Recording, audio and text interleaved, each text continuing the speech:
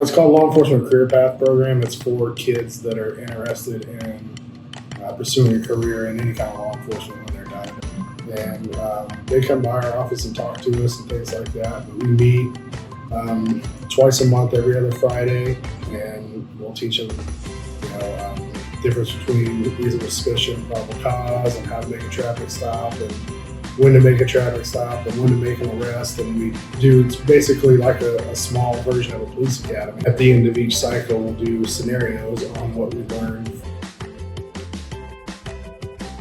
Was anyone like, that's a great idea? Just me.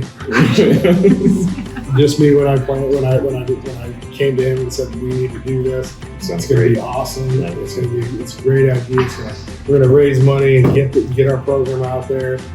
And then I realized this is a great idea. Yeah, no. We knew we wanted to do the 200 miles, and just kind of broke it down and said if we walk here to here it's 50. Let's not do that. Let's do this.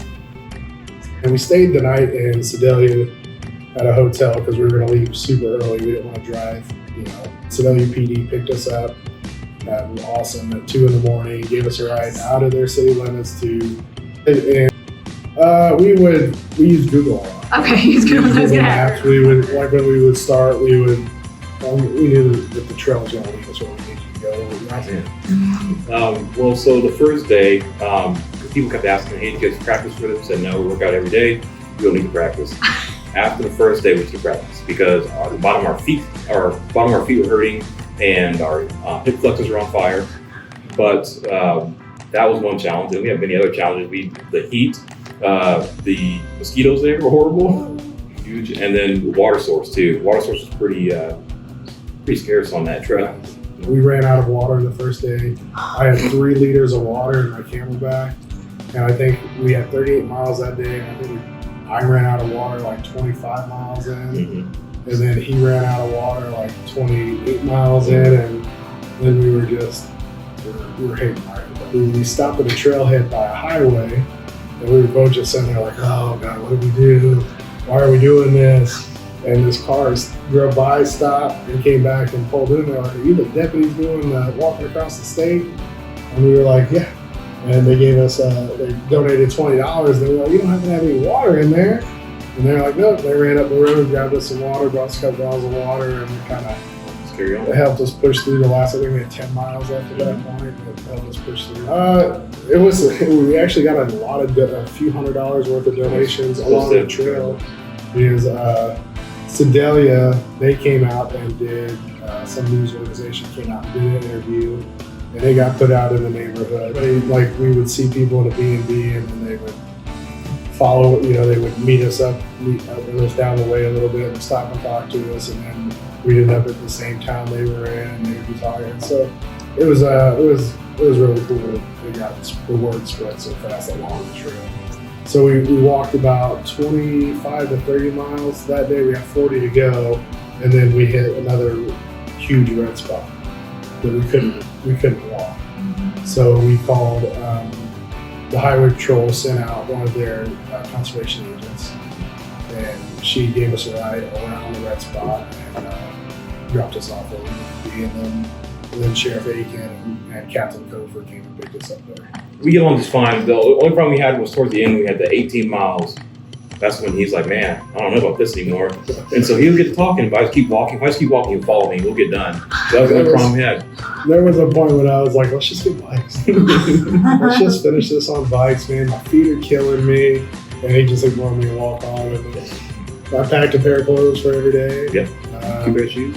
2 pair of shoes, socks for every day, packed toiletries, toothpaste, toothbrush, and then by the time we got to Jeff City, the sheriff probably brought back 90% of our stuff. We've been wearing those clothes for 2 days in the heat and sweating everywhere. And we went and sat in a restaurant, just stinking it out. And we were starving, eating brick oven pizza. It was terrible. I think we did just under 160 miles with the 2, because the last day we weren't able to go because thunderstorms came in, and so it was unsafe. They thought it was awesome. Next year, we are going to do it again, but we're not hiking, we're going to bike. One of our seniors is actually going to go with us next year, so it's going to be pretty cool. Oh yeah, we're excited. I'm excited to do it with a bike. I mean, there's nothing that so depressing like you get up at 1 o'clock in the morning and you start walking and you walk 20 miles and you're feeling pretty good about yourself. And then this nice old lady that stayed in the same B&B as you woke up, took a shower, ate breakfast, stretched out, jumped on her bike and rode 20 miles in, an hour and a half, 2 miles, and gets all excited when she's like, "You made it 20 miles." I'm like, "Wow, my God, this is horrible. We should have got bikes."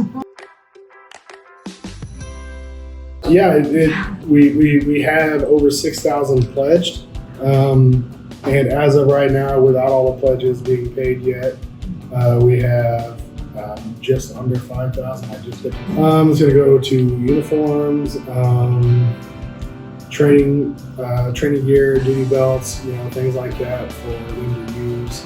A lot of our kids can't afford boots, so we're going to get boots for them. So, I mean, our program got recognized everywhere we went, but it really did grow here in the topic. So, I mean, I'm into challenging things, and that was very challenging because even though I was sore and I wanted to quit the first day, I knew that I was going to get to our destination, stretch, roll, and get up and do it again.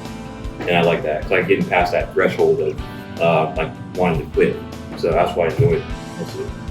I think that was, we didn't get to complete the full 200 miles, but it's still, 160 miles is still quite an accomplishment.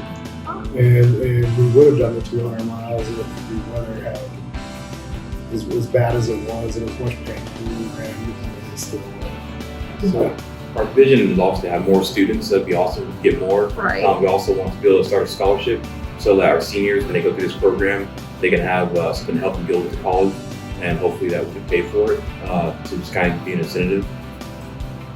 With the pathway program that's coming in, we're going to try to get it to where some of the stuff that we teach they can actually get credits for.